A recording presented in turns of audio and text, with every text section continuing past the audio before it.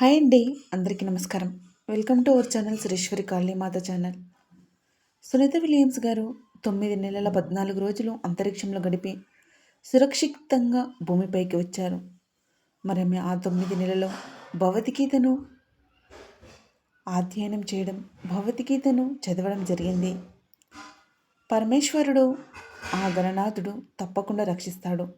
భగవంతుడు నా తోడుండగా నాకేమీ కాదు అని తన మనోబలంతో, ధైర్యబలంతో ఎంతో చక్కగా 9 నెలలు గడిపి భూమిపైకి వచ్చింది.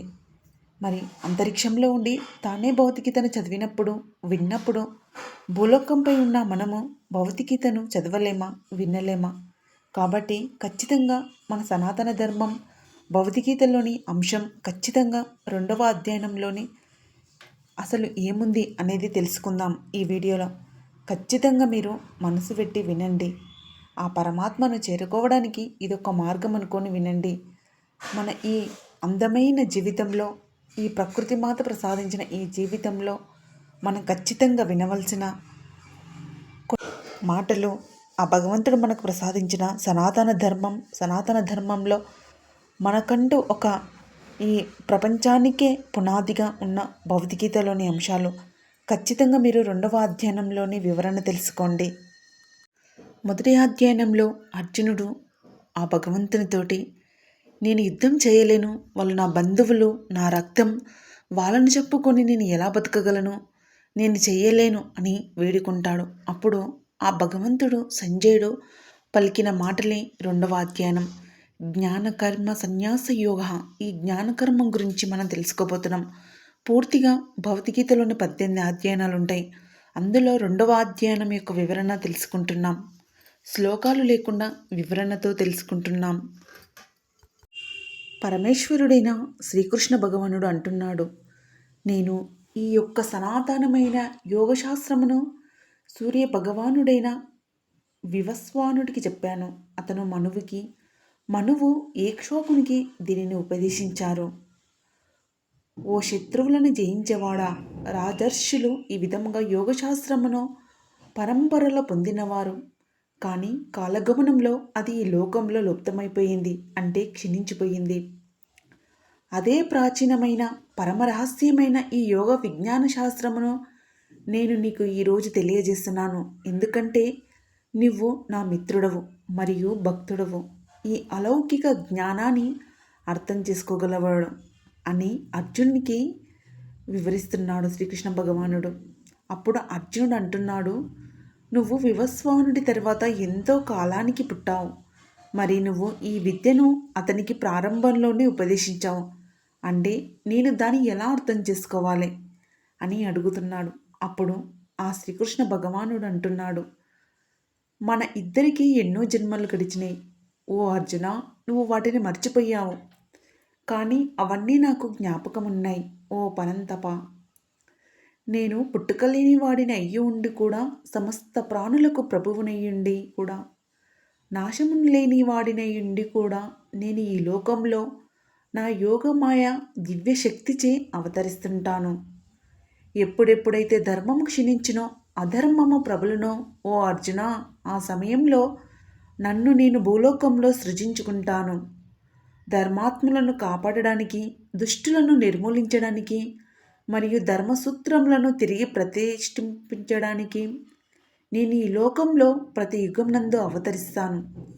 నా యొక్క జన్మ మరియు కర్మల దివ్య స్వభావాన్ని ఎవరైతే అర్థం చేసుకుంటారో ఓ అర్జున, వారు తమ దేహం విడిచిపెట్టిన తర్వాత తిరిగి జన్మనెత్తవలసిన అవసరం లేదు. వారు నా నిత్య శాశ్వత ధామానికి వస్తారు. మమకారాసక్తి, భయము మరియు క్రోధములు లేకుండా ఉండి, నా యందు సంపూర్ణముగా స్థితులై ఉండి నన్నే ఆశ్రయించి ఎంతోమంది ఇంతకు నా పూర్వం నా గురించిన జ్ఞానముచే పవిత్రులైన వారు మరియు ఆ విధంగా నా దివ్య ప్రేమను పొందుతారు. నాకు ఏ ప్రకారముగా మనుషులు శరణాగతి చేస్తారో నేను వారికి ఆ విధంగా ప్రతిస్పందిస్తాను. తెలిసినా తెలియకపోయినా అందరూ నా మార్గాన్ని అనుసరిస్తారు. ఓ ప్రితతనీయుడా, ఈ లోకంలో భౌతిక కర్మలలో విజయం కోసం కోరికతో ఉండేవారు దేవతలను పూజిస్తారు. ఎందుకంటే భౌతిక ప్రతిఫలాలు త్వరగానే సిద్ధిస్తాయి. జనుల గుణములు, కార్యకలాపములు ఆధారంగా 4 రకాల వృత్తి ధర్మములు నా చేత సృష్టించబడ్డాయి. ఈ వ్యవస్థకి నేనే సృష్టికర్తనయ్యి నన్ను అకర్తగా మరియు సనాతనునిగా తెలుసుకొనుము. కర్మలు నన్ను అంటవు. నేను కర్మఫలముల యందు కూడా ఆసక్తుడును కాదు. ఎవరైతే నన్ను ఈ విధంగా తెలుసుకుందరో వారు కర్మబంధంలో చిక్కుకోరు. ఈ సత్యమును తెలుసుకుని ప్రాచీన సమయంలో మోక్షము పొందగురిన వారు కూడా తమ కర్మలను ఆచరించారు. కాబట్టి ప్రాచీన మనుషుల అడుగుజాడలో నడుస్తూ నువ్వు కూడా నీ కర్తవ్యమును నిర్వర్తించుము. కర్మ అంటే ఏమిటి, అకర్మ అంటే ఏమిటి? వివేకవంతులు కూడా దీనిని అర్థం చేసుకోవడంలో తికమకపడుతున్నారు. ఇప్పుడు నేను నీకు కర్మరహస్యం వివరిస్తాను. దీనిని తెలుసుకోవడం ద్వారా నిన్ను భౌతిక బంధముల నుండి విడిపించుకోవచ్చు. కర్మ, వికర్మ మరియు అకర్మ, నువ్వు ఈ మూడిటి యొక్క స్వభావాన్ని గురించి తప్పకుండా తెలుసుకోవాలి. వీటి గురించి ఉన్న యథార్థం నిగుండమైనది మరియు అర్థం చేసుకోవడానికి క్లిష్టమైనది. ఎవరైతే అకర్మయందు కర్మను మరియు కర్మయందు అకర్మను దర్శించుదురో వారు మానవులలో నిజమైన బుద్ధిశాలురు. వారు సమస్త కర్మలను చేస్తూనే ఉన్నా వారి యోగులు మరియు వారి సమస్త కర్మలలో ప్రావీణ్యులు. ఎవరి యొక్క సమస్త కర్మలు భౌతిక సుఖాల వాంఛాలకు అతీతంగా ఉంటాయో మరియు ఎవరైతే తమ సమస్త కర్మల ప్రతిక్రియలను జ్ఞానాగ్నిలో భస్మం చేశారో అట్టివారు జ్ఞానోదయమైన మునులచే పండితులు అనబడతారు. ఇటువంటి జనులు తమ కర్మఫలములపై ఆసక్తి లేదా మమకారం త్యజించిన పిదప ఎల్లప్పుడూ తృప్తితో ఉంటారు మరియు వస్తువు విషయములపై ఆధారపడరు. కర్మలలో నిమగ్నమై ఉన్న వారు ఏమీ చెయ్యనట్టే.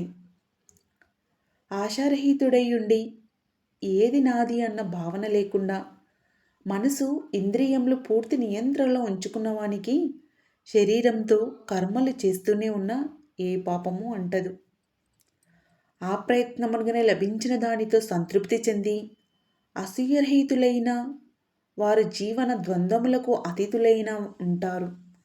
అన్ని విధముల పనులు చేస్తూనే ఉన్న గెలుపు ఓటములతో సమత్వ బుద్ధితో ఉండి వారు తమ కర్మలచే బంధింపబడరు. అటువంటి వారు ప్రాపంచిక అనుబంధాల నుండి విముక్తి చేయబడతారు మరియు వారి బుద్ధి, విద్య, దివ్య ఆధ్యాత్మిక జ్ఞానంలో స్థిమితమై ఉంటుంది. వారు చేసే ప్రతి పని యజ్ఞంగా ఉంటుంది. కాబట్టి వారు అన్ని రకాల కర్మల ప్రతిచర్యల నుండి విముక్తి చేయబడతారు.